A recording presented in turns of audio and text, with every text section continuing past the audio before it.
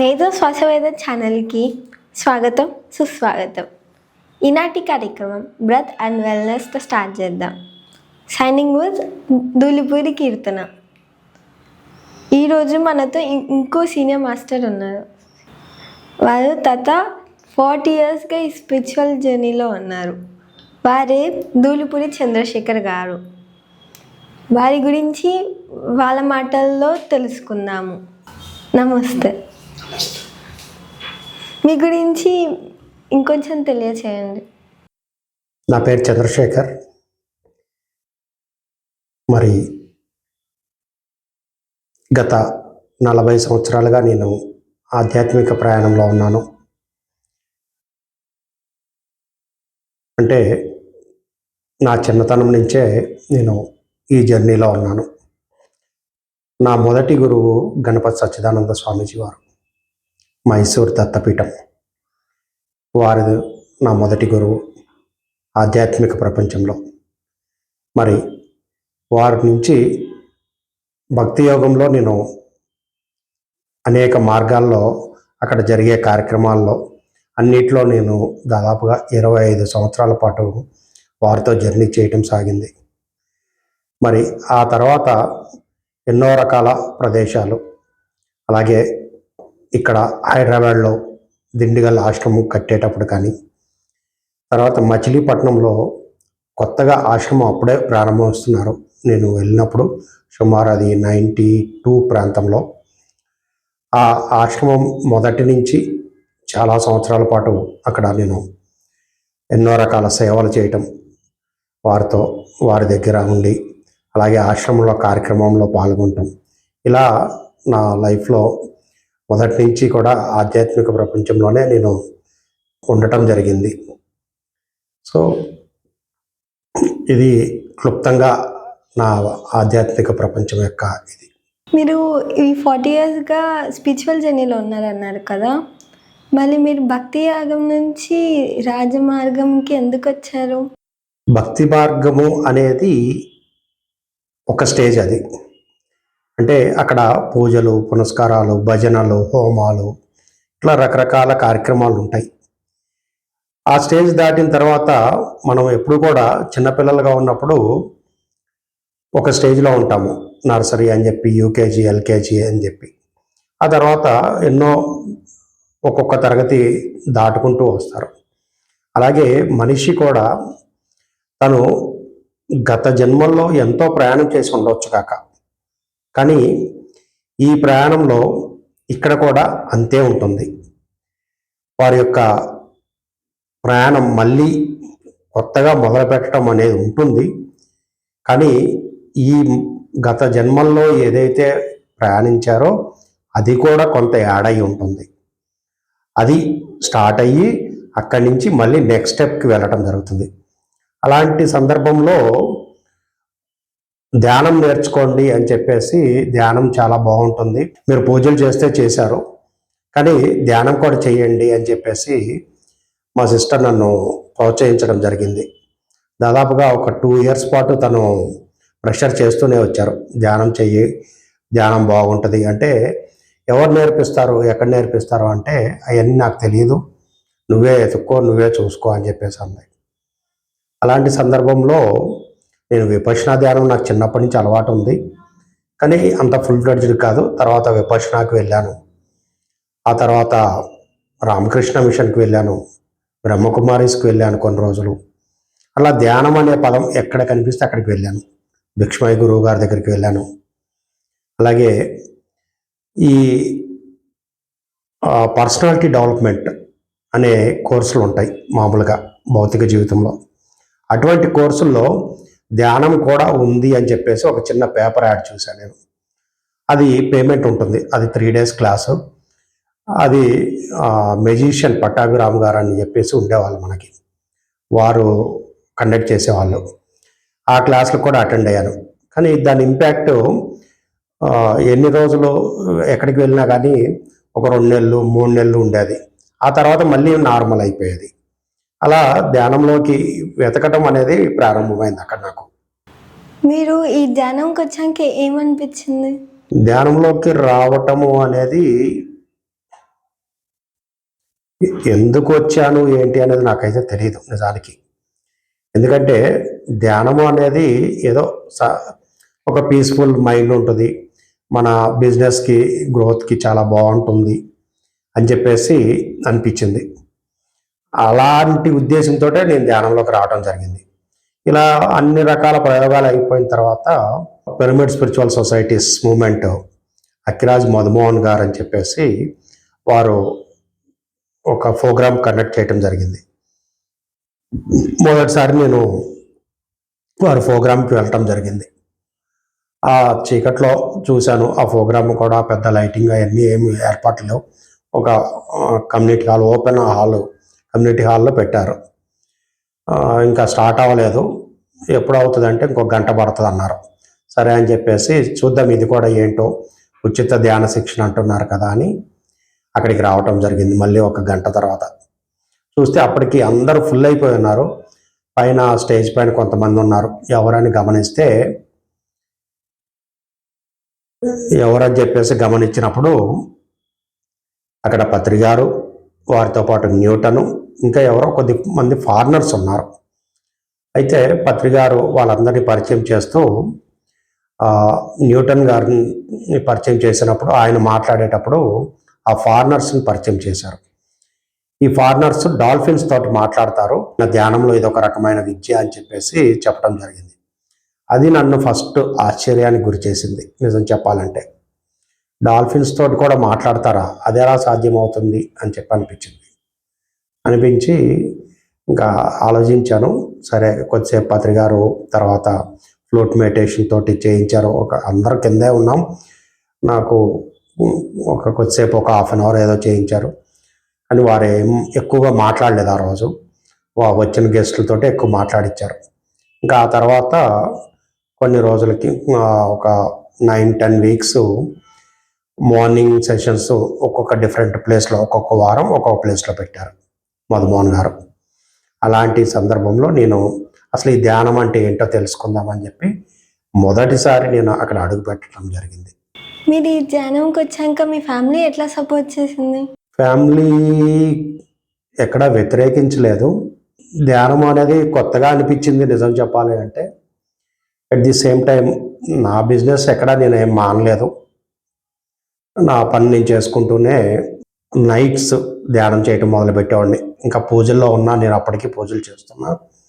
పూజలు చేస్తూ morning time, evening, లేకపోతే ఎప్పుడు టైం దొరికితే అప్పుడు కొద్దిగా అంటే ఒక half an hour, 40 minutes, 1 hour ఇట్లా ధ్యానం చేయటం మొదలుపెట్టాను. ఈ ధ్యానం చేయటము దాదాపుగా అట్లా మొదలుపెట్టిన ధ్యానము కొన్ని రోజులకి చాలా ఇంట్రెస్ట్గా అనిపించింది. అసలు చూద్దాం దీని సంగతి ఏంటో అని చెప్పేసి. ఎందుకంటే రోజు ఒక మాస్టర్ ఎవరో ఒకళ్ళు వచ్చేవాళ్ళు, వాళ్ళ ఎక్స్పీరియన్స్ ఏదో షేర్ చేసేవాళ్ళు. అసలు నిజంగా ఇది ఎక్స్పీరియన్స్లో వస్తాయా, ఇది కరెక్టా ధ్యానంలో, వీళ్ళేదో బ్లఫ్ చేయడానికి చెప్తున్నారా, ఇలాంటి ఆలోచనలతోటే సాగింది కొన్ని రోజులు. తర్వాత నాకు అర్థమైంది, లేదు ఇదేదో ఉందిరా బాబు, దీన్ని గట్టిగా పట్టుకుందామని చెప్పేసి ఇంకా ఎక్కడ ప్రోగ్రామ్స్ ఉంటే అక్కడికి నేను వెళ్ళటము, అట్ ది సేమ్ టైం ధ్యానాన్ని బాగా చేయటము. అంటే ఆల్మోస్ట్గా నైట్స్ అంతా కూడా కూర్చొని ధ్యానం చేయటం మొదలుపెట్టా. కొన్ని నెలలు అనే కన్నా ఒక 1.5 ఇయర్ పాటు కంటిన్యూగా చేయటం మొదలుపెట్టాను. 1.5-2 ఇయర్స్ వచ్చేసరికి ఒక అద్భుతమైన స్థితిలోకి వెళ్ళిపోయాను నేను. ఎన్నో అనుభవాల స్థితిని కూడా దాటేసి అనుభూతుల స్థితి. నా లైఫ్లో నేను మర్చిపోలేని ఒక 2-3 సంఘటనలు. ఒకటి మహావతార్ బాబాజీతోటి, ఒకటి శ్రీశైలంలో శివుడు పార్వతీదేవితోటి ఫిజికల్గా, మూడోది షిరిడీలో బాబాతోటి. ఈ 3 రకాల అనుభవాలు నన్ను అనుభవాల స్టేజ్ నుంచి ఈ శరీరంలో ఉండే అన్ని రకాల నాడులతోటి నేను అనుభూతి చెందడం జరిగింది. ఇవి నన్ను బాగా ఇంప్రెస్ చేసి నన్ను ముందుకు వెళ్ళేలాగా చేసి, దానికి తగినట్టు విధంగానే ఫ్యామిలీ కూడా ఎప్పుడు అడ్డంకి చెప్పలేదు. కాకపోతే నీ ఫిజికల్ లైఫ్ చూసుకో, ముందు అది చూసుకో, దాన్ని చేసుకుంటూనే ఇది చేసుకో అన్నారా, కానీ ఎక్కడా చేయలేదు. ఎట్ ది సేమ్ టైం అదే టైంలో ఇంట్లో వాళ్ళందరూ కూడా ధ్యానం చేయడం మొదలుపెట్టారు. మీరు ఇంత డెప్త్లో మెడిటేషన్లో ఉన్నారు కదా, మీ ఫిజికల్ లైఫ్లో ఏం చేసేవాళ్ళు? నేను ఫిజికల్ లైఫ్లో అప్పట్లో స్టార్టింగ్లో ఉన్నప్పుడు రియల్ ఎస్టేట్ చేసేవాడిని.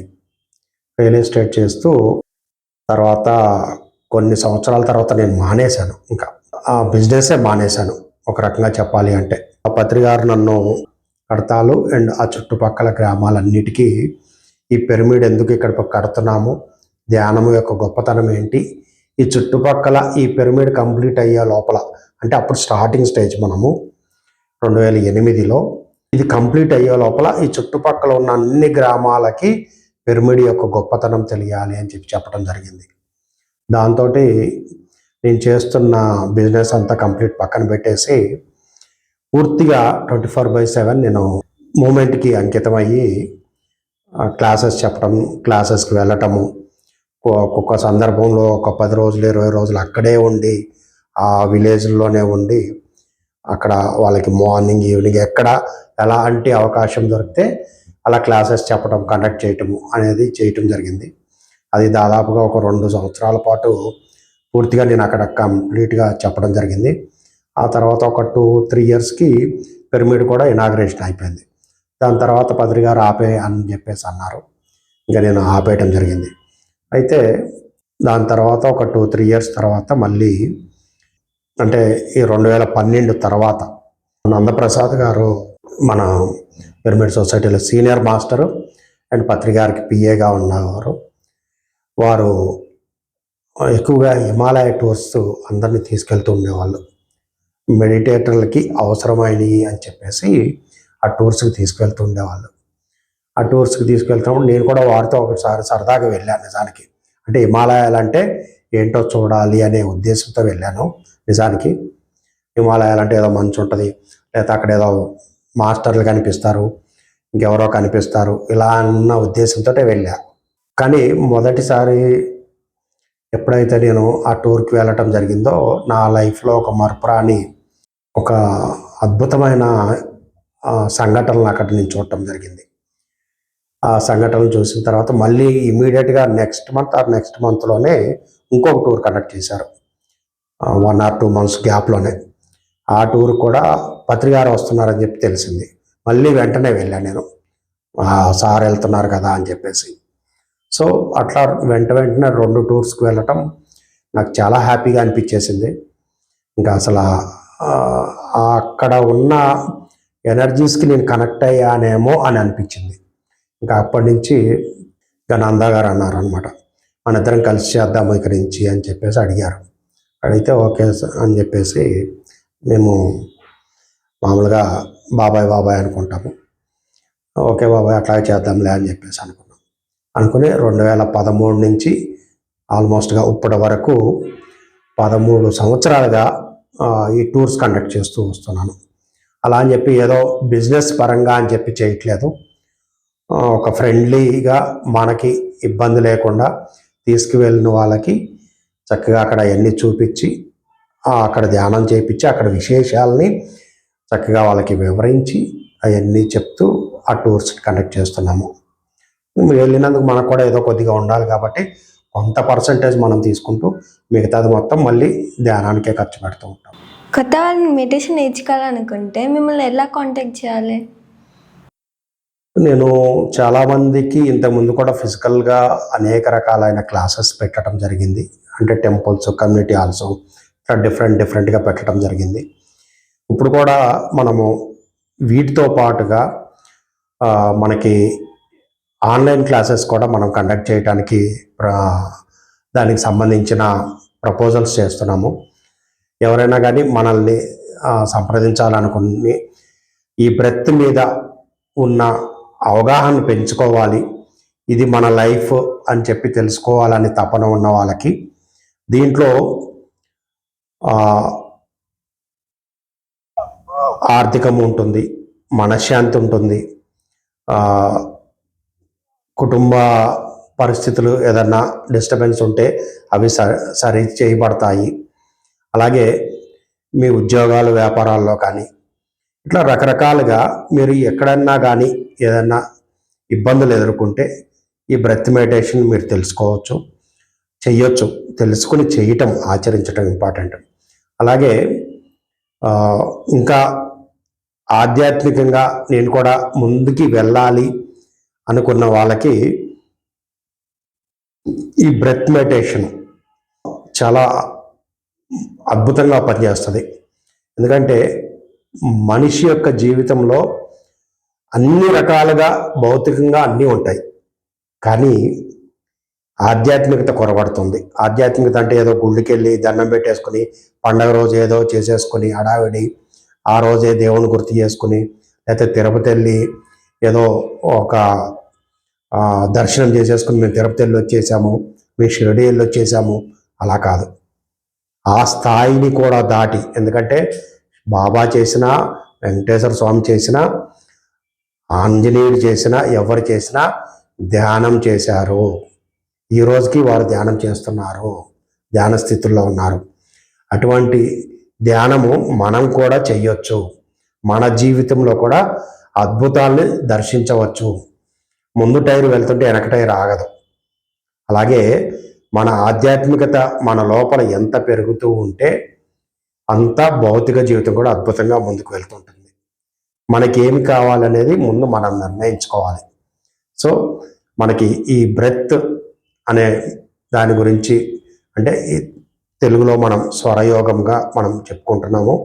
ఈ స్వరయోగాన్ని, శ్వాస మీద ధ్యాస, దీన్ని ఎవరైనా తెలుసుకోవాలన్నా, నేర్చుకోవాలన్నా మీరు కింద వస్తున్న ఆ నెంబర్ని సంప్రదించి మీరు మనం కండక్ట్ చేసే క్లాసెస్కి రావచ్చు. లేదంటే పర్సనల్గా కూడా మీరు ఏదన్నా మాట్లాడాలనుకుంటే ఆ కింద ఉన్న కాంటాక్ట్ నెంబర్ని సంప్రదించి మీరు మీ అపాయింట్మెంట్ తీసుకుని మీరు వచ్చి ఇక్కడ పూర్తిగా దీని గురించి తెలుసుకోవచ్చు. Thank you sir, me experience share చేసినందుకు. థ్యాంక్ యూ అండి. ఈరోజు చంద్రశేఖర్ సార్తో మనం చాలా వివరాలు తెలుసుకున్నాము. ఇంకో రోజు ఇంకో మాస్టర్తో మళ్ళీ కలుద్దాం. Signing out with Dulupudi Keerthana.